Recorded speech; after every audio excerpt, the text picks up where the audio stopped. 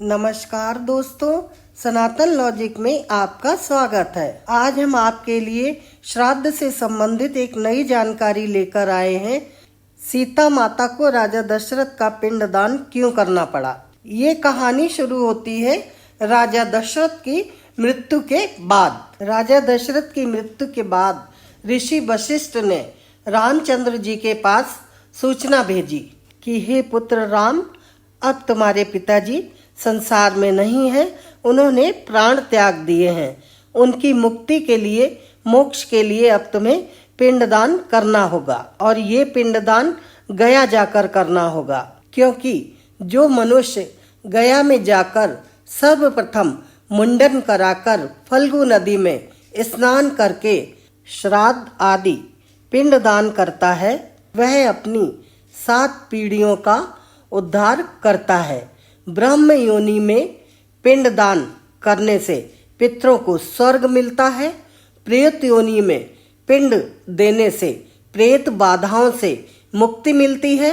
यानी गया ऐसी पवित्र भूमि है कि गया में पहुंच जाने से ही पितरों को कष्ट से छुटकारा मिलने लगता है। इसीलिए ऋषि वशिष्ठ ने रामचंद्र जी को पिंडदान करने के लिए कहा।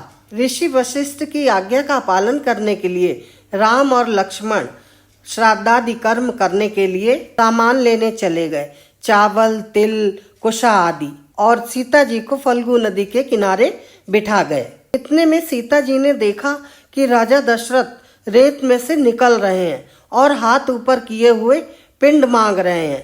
राजा दशरथ का कड़ा सीता जी ने पहचान लिया और कहा, पिताजी शत शत नमन है आपको, लेकिन मेरे स्वामी तो सामान लेने गए हैं। तब दशरथ जी ने कहा, मेरे पास टाइम नहीं है ज्यादा, सिर्फ 5 मिनट का टाइम है, पीछे और भी बहुत से लोग आ रहे हैं, मेरा समय समाप्त हो जाएगा, मैं चला जाऊंगा यहाँ से बिना पिंड लिए। पुत्री तुम ऐसा करो, तुम ही मुझे पिंड दान दे दो। तो सीता जी ने कहा, पिताजी मेरे पास तो कुछ भी नहीं है। तब राजा दशरथ बोले, ये बालू मिट्टी है ना, बालू रेत के तुम पिंड बनाओ और मुझे 3 पिंड दे दो। तब सीता जी ने जल्दी जल्दी रेत के पिंड बनाए और राजा दशरथ को दे दिए। वो पिंड लेके संतुष्ट होकर चले गए। अब राम जी वापस आए तो सीता जी ने कहा कि पिताजी तो आके चले गए और मैंने उन्हें पिंड दान दे दिया है। तो राम जी को विश्वास ही नहीं हुआ। तब सीता मैया ने कहा, अगर हमारे ऊपर विश्वास नहीं है तो आप इन लोगों से पूछ लो। मैंने बट वृक्ष को साक्षी मानकर, गाय माता को साक्षी मानकर, फल्गु नदी को साक्षी मानकर, कौवा को साक्षी मानकर, और तो और यहाँ के ब्राह्मण देवता को साक्षी मानकर पिंड दान दिया है। ये सब मेरी गवाही देंगे। सबसे पहले राम जी ने गाय से पूछा तो गाय ने सिर हिला दिया। सीता जी को बहुत दुख हुआ और उन्होंने कहा कि हे गौ माता, तुम जानबूझ के अनजान बन रही हो, तो मैं तुम्हें श्राप देती हूँ। कलयुग में तुम घर घर में रहोगी, सब तुम्हें पूजेंगे, लेकिन तुम सबकी झूठन खाओगी। तो देखो, आज भी गाय माता को सब घर की झूठन खिला रहे हैं। ये सीता जी का श्राप सही दिख रहा है आज भी। फिर उन्होंने कहा, ब्राह्मण देवता से पूछ लो। तो ब्राह्मण ने भी मना कर दिया कि मैंने नहीं देखा। तो सीता जी ने ब्राह्मण को भी श्राप दे दिया कि तुम्हें चाहे कितना भी दान पुण्य मिलेगा, लेकिन तुम हमेशा भूखे ही रहोगे, कभी भी तुम्हारी दरिद्रता खत्म नहीं होगी।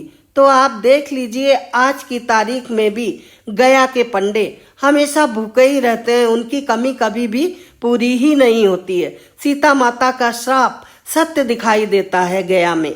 ये देखकर सीता माता बहुत उदास हुई और बड़े विश्वास के साथ उन्होंने कहा कि हे स्वामी, आप फल्गु नदी से पूछ लो, इन्हीं की रेत से हमने 3 पिंड बना कर दिए हैं। तो राम जी ने जब फल्गु नदी से पूछा तो फल्गु नदी ने भी मना कर दिया।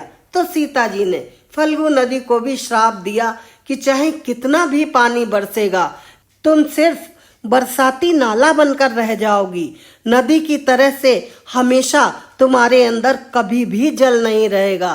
तो देख लीजिए, फल्गु नदी साल भर सूखी पड़ी रहती है और बरसात में ही हरी भरी होती हैं। आज भी वहाँ सीता जी का श्राप दिखाई देता है।